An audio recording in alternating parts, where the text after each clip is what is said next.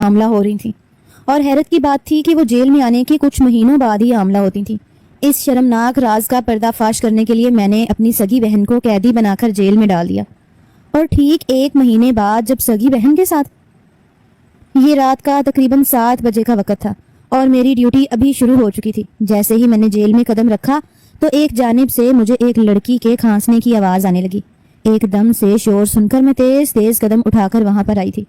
جب دیکھا تو جیل میں 4 عورتیں اور بھی موجود تھیں، اور وہ لڑکی جس کی عمر 23-24 سال تھی اب کائیاں لے رہی تھی۔ دیکھتے ہی دیکھتے اس نے کے کرنا شروع کر دی۔ اس کی حالت واقعی غیر تھی۔ اس کی حالت یوں دیکھ کر میں نے جلدی سے اس جیل کا دروازہ کھولا، اور دروازہ کھولنے کے بعد میں نے اس لڑکی کو اٹھایا۔ میں نے وہاں پر ایک عورت کو بھی بلوا لیا تھا، جلدی سے پاس موجود کلینک کی طرف جانے کا کہا، جو کہ جیل کی حدود میں ہی بنایا گیا تھا اور خاص بیمار قیدیوں کے لیے بنایا گیا تھا۔ وہاں پر ایک لیڈی ڈاکٹر موجود تھی۔ یہ کیس میں پہلی مرتبہ نہیں دیکھ رہی تھی۔ میں جلدی جلدی اس کلینک تک آ گئی اور سوال کرنے لگی کیا ہوا، مگر لیڈی ڈاکٹر جو کچھ بولی میرے تو ہوش اڑ چکے تھے۔ کہنے لگی کہ یہ تو حاملہ ہے۔ اتنا سننا تھا کہ مجھے غصہ آ گیا۔ میں نے ایک زناٹے دار تھپڑ اس لڑکی کے منہ پر مار دیا۔ کہنے لگی کس کے ساتھ منہ کالا کر کے یہ کر کے آئی ہے؟ تم تو شادی شدہ بھی نہیں تھی، پہلے تم چوریاں کرتی پکڑی گئی، اب کیا یہ کام بھی کرتی رہی ہے؟ تو پھر تھپڑ کھا کر اس نے مجھے روتے ہوئے دیکھا تھا۔ کہنے لگی کہ جیلر صاحبہ چوریاں ضرور کرتی تھی، اور یہ جو قتل میرے ہاتھ سے ہوا ہے نا، یہ بھی اپنی عزت کی حفاظت کرتے ہوئے ہوا ہے۔ جس بندے کے گھر چوری کرنے گئی تھی اس نے میری عزت پر ہاتھ ڈالنا چاہا تھا، لیکن جب میں نے خود کو بچاتے ہوئے پاس ہی پڑا گلدان اسے مار دیا، تب شور سن کر وہ چوکیدار جو کہیں سوئے مرے پڑے تھے اٹھ کر آ گئے اور مجھے پکڑ لیا۔ اگر مجھے سچ میں پیسوں کا لالچ ہوتا تو میں آج قتل کر کے جیل میں نہ ہوتی۔ اس کی یہ بات سن کر مجھے جھٹکا سا لگا تھا۔ لیڈی ڈاکٹر میرے پاس آئی اور کہنے لگی کہ نہیں، یہ حمل پرانا نہیں ہے، بلکہ ابھی تو اسے 1 مہینہ بھی نہیں ہوا۔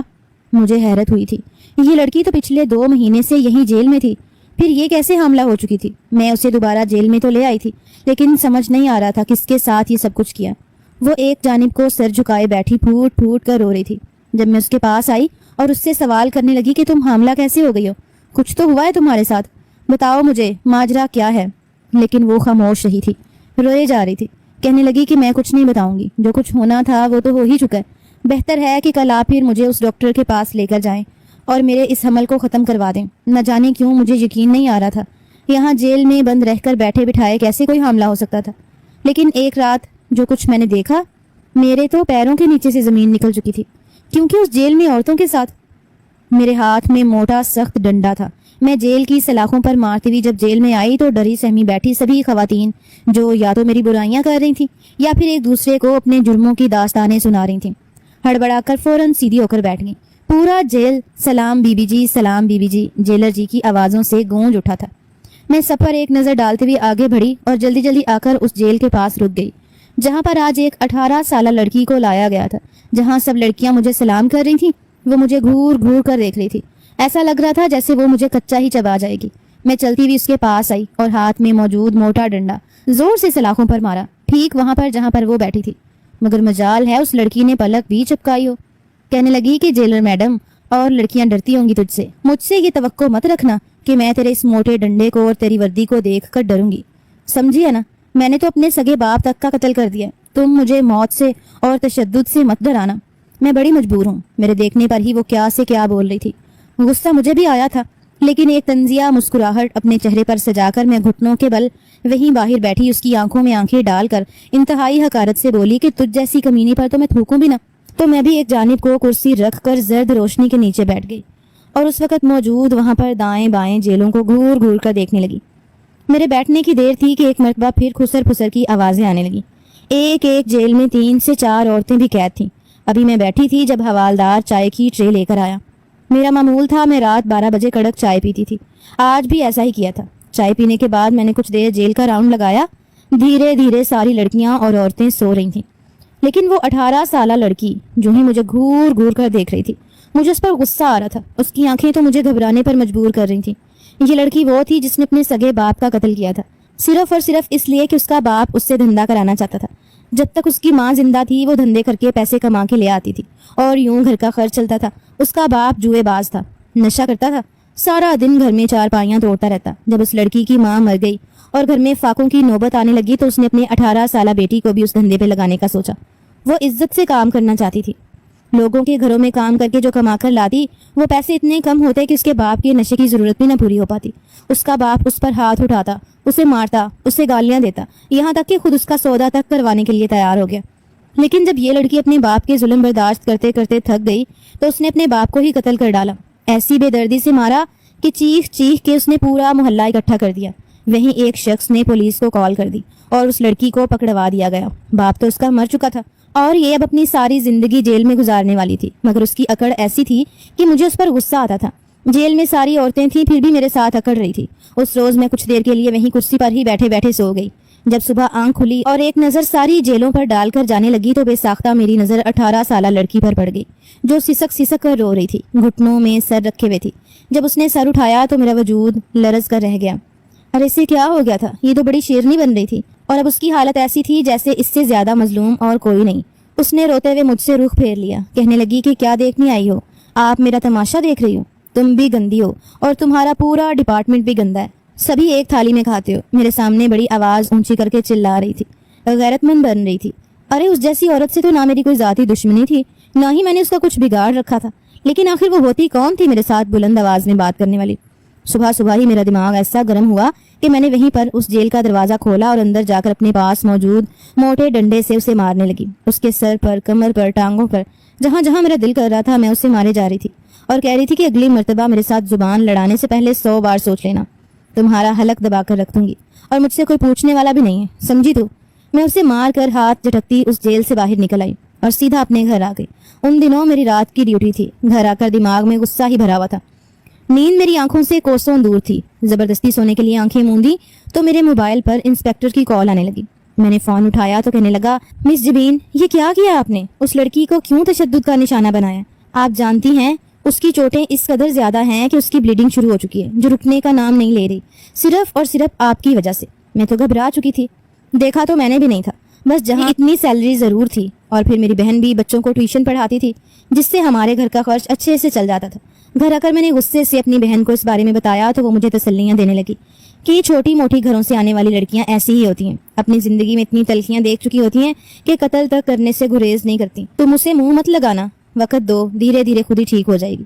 میں نے اپنی بہن کی بات پر ایک گہری سانس خارج کی تھی, لیکن کچھ روز بعد جو راز مجھ پر کھل کر آشکار ہوا کہ وہ 18 سالہ لڑکی حاملہ ہو چکی ہے. دیکھتے ہی دیکھتے اس جیل میں جتنی بھی آنے والی لڑکیاں تھیں جو کہ خوبصورت تھیں اور کم سن لگتی تھیں وہ سبھی حاملہ ہوتی جا رہی تھیں. میں نے جب جا کر انسپیکٹر رفاقت کو بتایا تو وہ غصے سے آگ بگولا ہو گیا. کہنے لگا کہ مس فرخندہ جبین آپ کیا کہہ رہی ہیں؟ یہ جیل ہے یا پھر کوئی اڈا؟ یہاں پر آنے والی عورتیں حاملہ کیسے ہو سکتی ہیں؟ آپ نظر رکھیے کہیں کوئی حوالدار کانسٹیبل تو کوئی کھیل نہیں کھیل رہا. اس وقت وہاں پر 3 حوالدار موجود تھے جو جیل کے شروع میں چوکیداری کیا کرتے تھے. مجھے ان پر شک ہونے لگا تھا. میں نے جیل میں لڑکیوں سے بار بار پوچھنے کی کوشش کی کہ کون ہے جو تم لوگوں کے ساتھ یہ گناہ کر رہا ہے. میری تو یہاں پر صرف 8 گھنٹے کی ڈیوٹی ہوتی ہے, اس کے بعد میں چلی جاتی ہوں. بہت مجبوری ہو تو مجھے سارا دن یہاں پر جا کر ڈیوٹی کرنا پڑتی ہے. لیکن یہاں پر آنے کے فوراً بعد حملہ کون کر رہا ہے تو مجھے شخص کا نام بتاؤ. لیکن کوئی بھی منہ سے کچھ بولنے کو تیار نہیں تھا. سب کا یہی کہنا تھا کہ ہمیں کچھ بھی معلوم نہیں ہے, ہم تو اس جیل میں کھانا کھا کر سو جاتے ہیں, پھر صبح ہی آنکھ کھلتی ہے, کیا ہوتا ہے کیا نہیں ہمیں کچھ معلوم نہیں. میں نے سختی بھی کی تھی, ان عورتوں کو لاٹھی سے مارا بھی تھا. ان سے پوچھا تھا کہ بتاؤ تم لوگوں نے کچھ تو یہاں پر ایسا ضرور کر رکھا ہے جو اتنی سیکیورٹی کے باوجود کوئی تم لوگوں کے پاس آ کر تم لوگوں کے ساتھ گناہ کر رہا ہے اور تم لوگوں کو کچھ پتہ ہی نہیں ہے. میری بات پر وہ سبھی نظریں چرا رہی تھیں. ہاں مانتی تھیں کہ یہاں پر آنے والی جتنی بھی عورتیں تھیں کچھ تو شادی شدہ تھیں اور کچھ جوانی کی دہلیز کو قدم رکھ چکی تھیں. پھر ان سب کا گروہ کی شکل میں 2 یا 3 کر کے ایک ہی جیل میں قید رکھنا. اگر ایک مچھلی گندی ہو تو سارا جل گندا کر دیتی ہے. اگر ایک کی سوچ ایسی تھی تو اس نے یقیناً اپنی شادی کے بعد کے قصے سنا کر باقیوں کے ذہن میں بھی یہ ڈال دیا تھا کہ وہ اپنے جذبات کے ہاتھوں مجبور ہو کر یہاں پر گناہ کر رہی تھیں, لیکن منہ سے بول کر کچھ بتا نہیں رہی تھی. میں نے بہت کوشش کی لیکن 1 سال کا عرصہ گزر گیا. اب تک میں 10 قیدیوں کے بچے گروا چکی تھی. یہ گناہ تھا, لیکن اگر انسپیکٹر کو بتاتی تو وہ الگ مجھ سے لڑنا شروع ہو جاتے. پھر میں نے ایک ترکیب سوچی. اس راز سے پردہ اٹھانے کے لیے جب میرے پاس ایک ہی راستہ تھا. اس روز جب میں گھر گئی تو جا کر اپنی بہن سے جو کچھ بولی اس کے تو ہوش اٹھ چکے تھے. میں کہنے لگی کہ سعدیہ مجھے تم سے ایک ضروری بات کرنی ہے, کیا تم اس معاملے میں میری مدد کرو گی؟ وہ جو اپنی بکس کھول کر بیٹھی تھی بتا رہی تھی کہ آج اس کے پیپر ختم ہو چکے ہیں, اب 2 مہینے تک وہ فری ہے اور اس بیچ کوئی کورس شروع کر لے گی. لیکن میں اسے اپنے پاس بلا کر کہنے لگی کہ میں جس جیل میں ڈیوٹی کرتی ہوں وہاں پر بہت سی عورتیں اور لڑکیاں حاملہ ہو رہی ہیں, لیکن کوئی بھی اپنے منہ سے یہ بولنے کو تیار نہیں ہے کہ ان کے ساتھ یہ گناہ کون کر رہا ہے. لیکن کوئی بھی ابھی تک میرے ہاتھ نہیں آ رہا۔ ایسے معاملے میں تم میری مدد کر سکتی ہو؟ اگر میں تمہیں ایک مجرم قرار دے کر جیل میں بند کر دوں تو کیا تم اس راز سے پردہ اٹھانے میں میری مدد کرو گی؟ یہ کام بڑا ہی شرمناک تھا، اس میں کچھ بھی ہو سکتا تھا، لیکن ایسا کر کے میں اس گناہ کی دلدل سے پردہ تو ہٹا سکتی تھی۔ اس وجہ سے تجسس ختم ہو سکتا تھا کہ آخر گناہ کرنے والا اصل مجرم تھا کون۔ میری بہن تو پہلے خاموش ہو گئی، پھر کہنے لگی کہ ٹھیک ہے، پورا بدن درد کر رہا ہے، کمر میں درد کی ٹھیسیں ایسے اٹھ رہی ہیں جیسے کسی نے مجھے مارا ہو۔ اپنی بہن کی یہ حالت دیکھ کر مجھے تشویش سی ہونے لگی، لیکن میں سب کے سامنے اس کی خاطر اتنی فکر مندی کا اظہار بھی نہیں کر سکتی تھی۔ میں کہنے لگی کہ کیوں، کیا ہوا ہے؟ کل رات ایسے ہی ٹھنڈے فرش پر سو گئی تھی۔ کہنے لگی کہ کچھ علم نہیں، بس میری ٹانگیں درد کر رہی ہیں۔ میں نے حوالدار کو کہلوا کر پین کلر منگوائی تھی اس کے لیے، اور پھر اسے وہیں چھوڑ کر باہر چلی آئی۔ دھیرے دھیرے میری بہن کی حالت پہلے سے بھی زیادہ خراب ہونے لگی، چہرہ بالکل زرد پڑنے لگا اور بالکل ویسے ہی ہونے لگا جیسے اس سے پہلے حاملہ ہونے والی لڑکیوں کے ساتھ ہو رہا تھا۔ میں اپنی بہن کو بھی ڈاکٹر کے پاس لے گئی۔ جب اس کا چیک اپ ہوا تو ڈاکٹر کہنے لگی، مس فرخندہ، آپ کی یہ قیدی مجرم بھی حاملہ ہے۔ پہلے تو میرے پیروں کے نیچے سے زمین نکلی تھی، میری بہن تو گویا سکتے میں چلی گئی تھی، رونے لگی، رو کر کہنے لگی کہ ایسا کیسے ممکن ہے، میرے ساتھ تو کچھ ہوا بھی نہیں، ان عورتوں کے ساتھ رہتی تھی، پھر بھلا میرے ساتھ ایسا کیسے ہو سکتا ہے؟ مجھے تو شک ہونے لگا کہ کہیں عورتوں میں کوئی بھیس بدل کر مر تو نہیں رہ رہا جو ان کے ساتھ ایسی غلط حرکتیں کرتا پھر رہا ہے اور سب کی نظروں سے پھر اوجھل ہے۔ سب سے پہلے یہی شک میرے اندر آیا تھا، اور اس کے بعد میں نے جیل سے ساری عورتوں کو نکلوا کر ایک قطار میں کھڑا کر دیا۔ میرے ہاتھ میں میرا مخصوص ڈنڈا تھا اور میں غصے سے وہاں موجود ساری لڑکیوں کو دیکھ رہی تھی، ہر ایک کو گھور گھور کر دیکھ رہی تھی۔ ان میں ایک عورت جس کی عمر تقریباً 40 سال کے لگ بھگ تھی، اپنے بالوں کی کٹنگ اس نے صرف کندھوں تک کروا رکھی تھی۔ نہ جانے کیوں مجھے اس پر شک ہونے لگا۔ اس کے بعد جو کچھ میں نے کہا، سب کے ہی پیروں کے نیچے سے زمین نکلی تھی۔ میں وہیں پر ایک جانب کو موجود کمرے میں کھڑی ہو گئی اور کہنے لگی، باری باری جہاں پر میری قیدی عورت آئے گی اور مجھے اپنی جانچ کروائے گی۔ وہ جانچ کیسے ہونی تھی وہ لوگ بھی بخوبی سمجھ گئیں، شرم سے سرخ لال ہو گئیں، لیکن میرے آگے چلتی کس کی تھی؟ دھیرے دھیرے وہاں پر ساری لڑکیاں آنے لگیں۔ ابھی تک تو میرے پاس جتنی بھی لڑکیاں آئی تھیں وہ سبھی حقیقت میں لڑکیاں ہی تھیں۔ سب سے آخر میں وہ 40 سالہ عورت آئی تھی جس پر مجھے شک تھا۔ جب میں نے اس سے کہا کہ اپنی جانچ کراؤ تو اس نے بھی گھبراتے گھبراتے مجھے اپنی جانچ کرا دی۔ یہ دیکھ کر میں نے گہری سانس خارج کی تھی، کیونکہ وہ بھی ایک عورت ہی تھی۔ پھر کون تھا جو یہ غلط کام کر رہا تھا؟ میں نے کچھ سوچا اور پھر جیل میں چھپ کر ایک CCTV کیمرہ خود ہی لگا دیا۔ اس سے پہلے جیل میں CCTV کیمرہ نہیں لگا ہوا تھا، کیونکہ یہاں پر صرف عورتیں ہی تھیں۔ میں نے CCTV کیمرہ لگایا اور خود مطمئن ہو کر ایک جانب کو بیٹھ گئی۔ میری بہن میری وجہ سے اپنی عزت لٹوا چکی تھی۔ جو بھی اس کا مجرم تھا میں اسے اپنے ہاتھوں سے شوٹ کر سکتی تھی۔ اس رات اس کیمرے میں جو بات ریکارڈ ہوئی دیکھ کر تو میرے پیروں کے نیچے سے گویا زمین ہی کھسک چکی تھی۔ میں ایک جانب کو کرسی پر بیٹھی تھی جب حوالدار نے مجھے چائے لا کر دی۔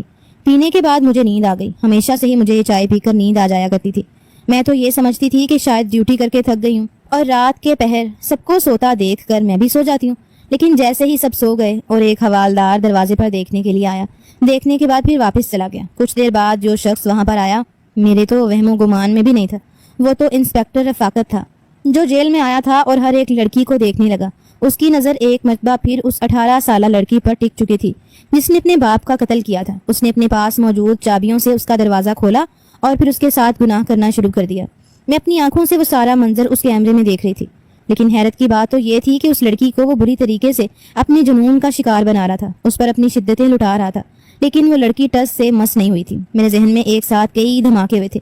شاید ان قیدی لڑکیوں کو بھی جو کھانا کھلایا جاتا تھا اس میں بے ہوشی کی دوا ملا دی جاتی تھی، جس کی وجہ سے انہیں کچھ ہوش نہ رہتی۔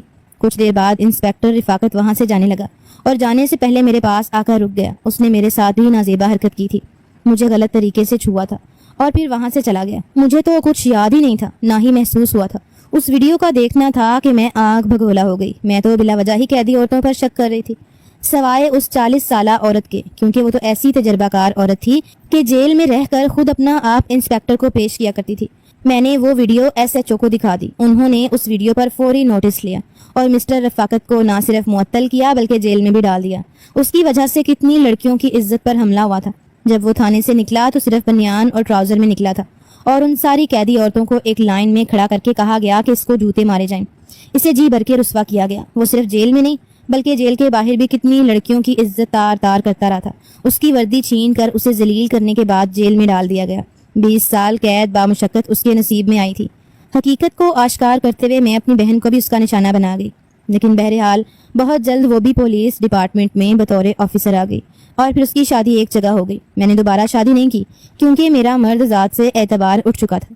میں اپنی ڈیوٹی یوں ہی ایمانداری سے سر انجام دیتے ہوئے زندگی گزارنے لگی۔ آپ لوگوں کو کیا لگتا ہے کہ میں نے اپنی بہن کی عزت برباد کر کے ان قیدی عورتوں کو بچا کر غلط کیا ہے یا درست کیا ہے؟